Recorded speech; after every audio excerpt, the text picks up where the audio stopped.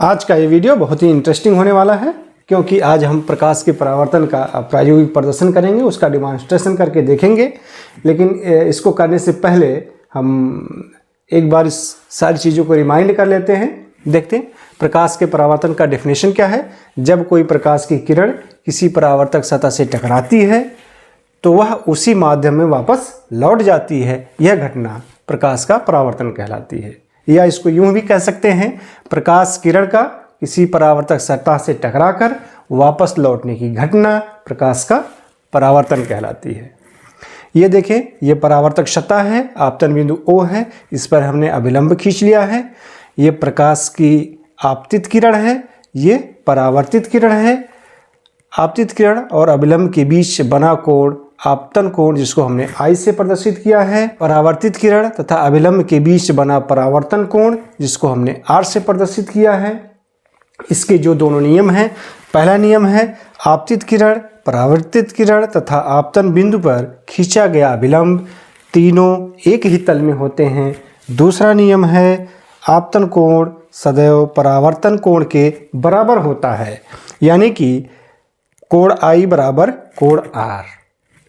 ये जो कोण I है आपतन कोण, वो परावर्तन कोण R के बराबर होता है, यानी कि अभिलंब और आपतित किरण के बीच ये जो कोण बन रहा है वो I, परावर्तित किरण और अभिलंब के बीच ये जो कोण बन रहा है परावर्तन कोण R, ये दोनों आपस में बराबर होंगे। तो चलिए इसको हम प्रैक्टिकली करके देखते हैं। हमारा जो सेटअप है उसमें देखते हैं क्या क्या है। ये एक पेज है जिसको हमने एक पैड पर चस्पा करके, A4 साइज़ का पेपर चस्पा करके हमने बनाया है।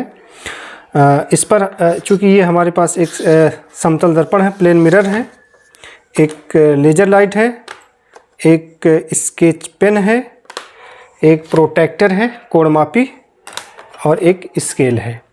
अब इस पूरे सेटअप के थ्रू हम देखते हैं कि प्रकाश परावर्तन की घटना कैसे होती है और उससे संबंधित जो दोनों नियम हैं वो कैसे सत्यापित होते हैं। तो चलिए शुरू करते हैं। पहले हमने पहले ही क्या कर लिया है, चूँकि ये हमारा जो समतल दर्पण है, इसको किरण आरेख के द्वारा जब हम दर्शाते हैं तो क्या करते हैं कि एक लाइन खींचकर और पॉलिश की हुई सतह को हम ऐसे ऐसे करके दर्शा देते हैं। तो ये पॉलिश की हुई सतह नीचे है और परावर्तक सतह ऊपर है, तो इसको हम ऐसे सेट करेंगे।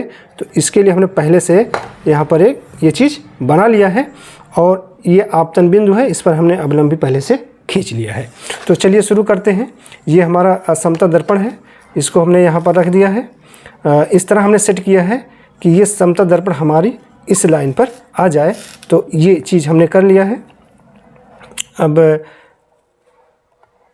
देखते हैं कि ये हमारा आपतन बिंदु है और उस पर हमने 90 अंश का कोण बनाते हुए रेखा खींच लिया है, जो अभिलंब कहलाएगा। अब हम इस पर क्या करेंगे, इस लेज़र लाइट की सहायता से इस आपतन बिंदु पर प्रकाश किरण को आपतित करेंगे तो देखते हैं क्या परावर्तन होता है। तो चलिए अब इस लेज़र लाइट को हम ऑन करते हैं। तो और ये हमारा आपतन बिंदु है, इस पर हम लेज़र लाइट से प्रकाश किरण को आपतित करेंगे। तो देखते हैं ये आपतन बिंदु पर ये प्रकाश किरण परावर्तित हो जा रही है ना। ये आपतित किरण और ये परावर्तित किरण, और इस आपतन बिंदु पर हमने ये अभिलंब पहले से खींच रखा है। तो हम क्या देखते हैं कि जब किसी परावर्तक सतह पर कोई प्रकाश किरण आपतित होती है तो प्रकाश किरण उसी माध्यम में वापस लौट जाती है। यही घटना है प्रकाश का परावर्तन। जैसा कि परावर्तन का प्रथम नियम है कि आपतित किरण, परावर्तित किरण तथा आपतन बिंदु पर अभिलंब तीनों एक ही तल में होते हैं। तो ये हमारा एक तल है, ये परावर्तक सतह है और ये अभिलंब है। तो इसी तल में ये अभिलंब है। तो देखते हैं कि आपतित किरण को भी हम इसी तल में डालकर देखते हैं क्या परावर्तित किरण भी उसी तल में आता है, जो कि प्रथम नियम है कि आपतित किरण, परावर्तित किरण और अभिलंब तीनों एक ही तल में होते हैं। तो करके देखते हैं कि तीनों एक ही तल में आते हैं। अगर इसी सतह पर तीनों एक साथ आ जाते हैं तो ये सिद्ध हो जाएगा कि तीनों एक ही तल में होते हैं। उसी सेटअप को हम दोबारा आगे बढ़ाते हैं, देखते हैं। ये लेज़र लाइट है, ये सतह है जिसमें अभिलंब है, इस पर हम प्रकाश की किरण को आपतित करते हैं। ये आपतित किरण आपको दिख रही है, आपतित किरण, आपतन बिंदु पर अभिलंब, और ये परावर्तित किरण है ना। तीनों इसी पृष्ठ पर ही आ रहे हैं, यानी कि तीनों इसी एक ही तल में हैं। आपतित किरण, परावर्तित किरण तथा आपतन बिंदु पर अभिलंब, ये तीनों एक ही तल में हैं। तो ये प्रथम नियम का सत्यापन है कि आपतित किरण, परावर्तित किरण और अभिलंब तीनों इसी एक ही तल में है। जो पेज हमने लिया था उसका जो सतह है उसी में तीनों आ रहे हैं, यानी कि प्रथम नियम इस तरह सत्यापित हो जा रही है।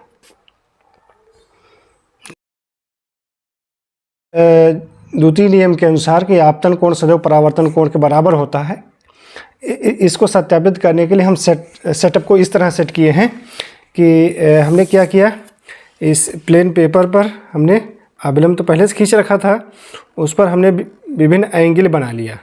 तो देखिए ये प्रोटेक्टर है, उसको हमने ऐसे रखा,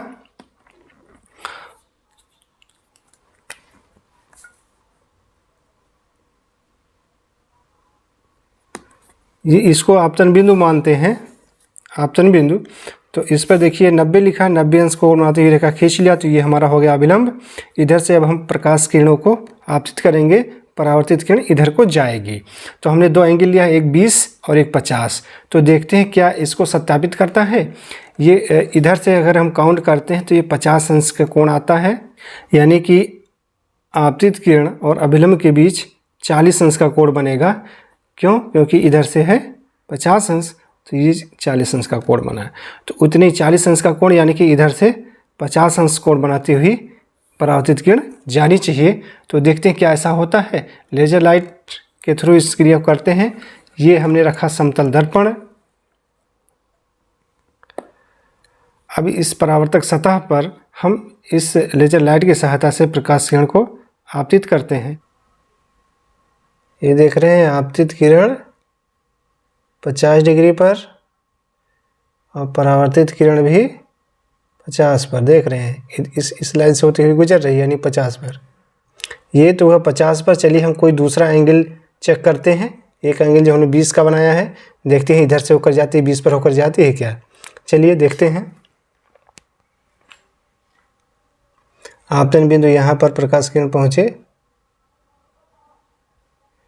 देख रहे हैं आपतन बिंदु प्रकाश की, ये प्रकाश की किरण ये देखिए 20 पर हमने आपतित किया है, और इस आपतन बिंदु पर उसके संगत, इसके संगत जो परावर्तित किरण है, देखें कहाँ से होकर जा रही है, 20 डिग्री पर ही होकर परावर्तित किरण जा रही है। तो ये द्वितीय नियम भी इस तरह सत्यापित हो गया।